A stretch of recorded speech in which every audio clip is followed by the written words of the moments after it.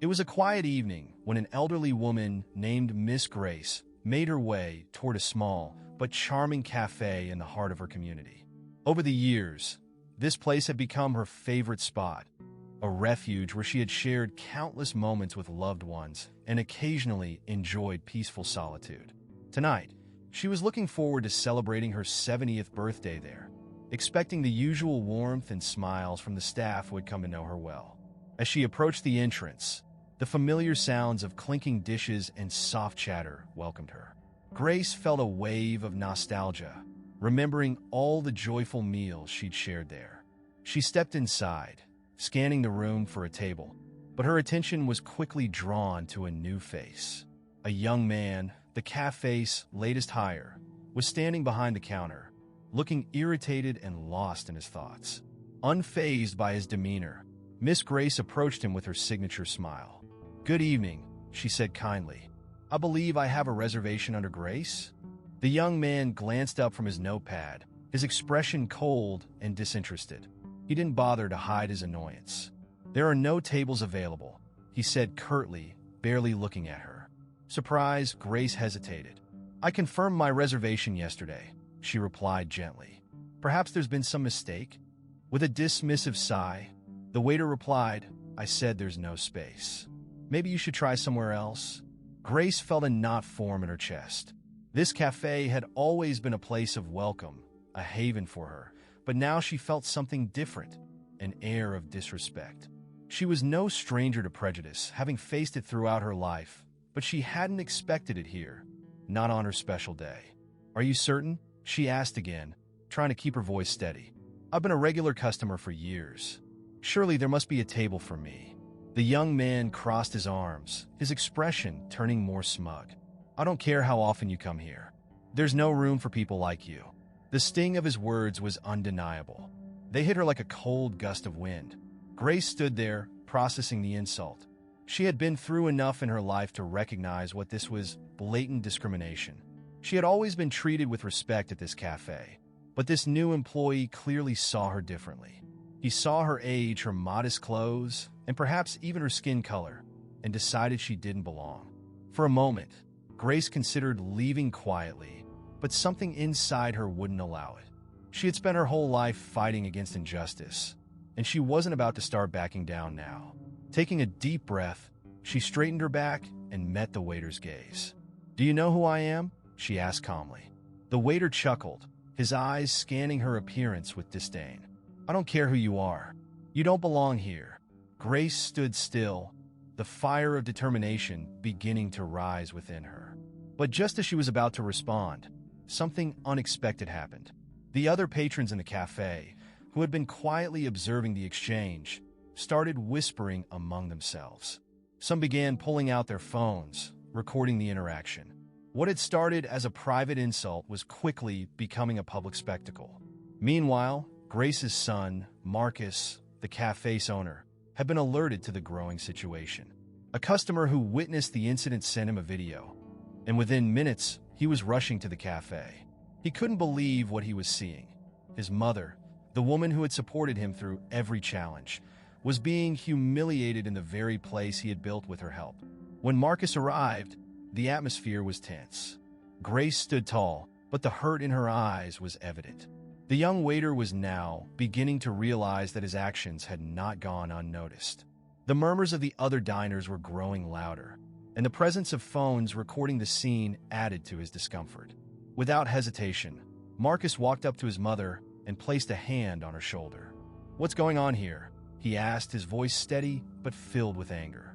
The waiter, now fully aware of who Marcus was, stammered, I didn't know."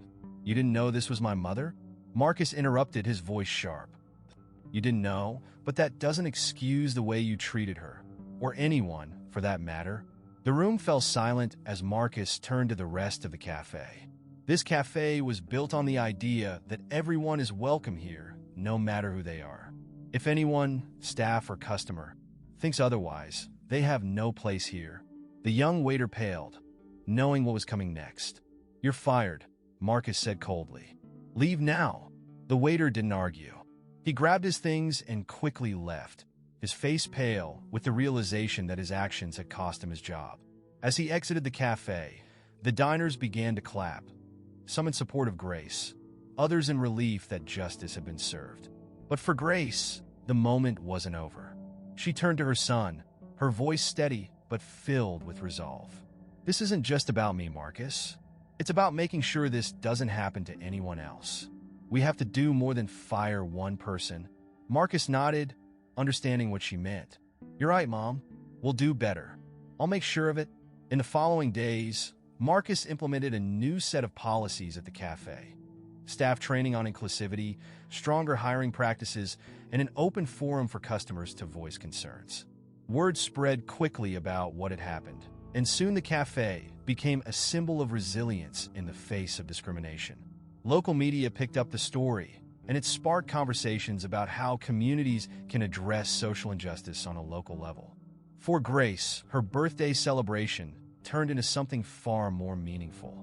It became a reminder that the fight for dignity and respect never ends, no matter your age.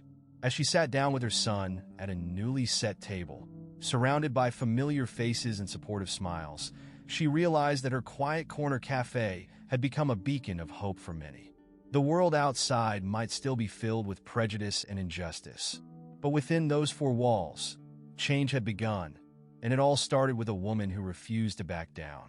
Remember, true change begins with action. Stand up for what is right, and together we can create a world where everyone is treated with the dignity they deserve. Don't forget to like and subscribe if you believe in equality and justice for all. As the dust settled on the incident at Kingston Cafe, it became clear that the impact reached far beyond the walls of the small establishment. What had started as an unfortunate act of discrimination grew into a larger conversation about how communities address prejudice and systemic injustice in their daily lives. Grace's quiet yet determined response to being mistreated ignited a chain of events that would inspire not only her son Marcus, but the entire neighborhood.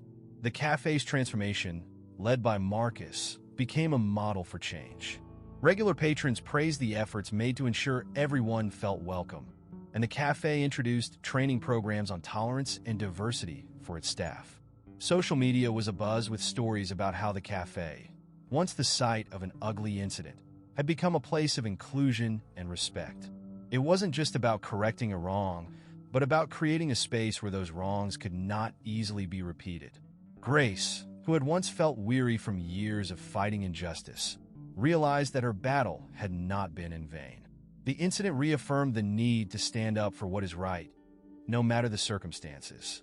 Her dignity and strength inspired not only her son, but countless others who had experienced similar forms of mistreatment. The story of what happened that evening spread, becoming a symbol of resilience and the power of quiet resistance in the face of prejudice. Marcus, moved by his mother's courage, took it upon himself to use his platform as a business owner to spread awareness. He partnered with local organizations advocating for equality, giving the cafe a new role in the community, not just as a place for food, but as a space for dialogue and action. The cafe began hosting events centered around social justice, where people could share their stories and discuss ways to build a more inclusive world. The transformation of the cafe mirrored a broader shift in the community. Patrons, once passive observers of injustice, started to take action themselves. They became more mindful of how they treated others and how they could contribute to creating a fairer society.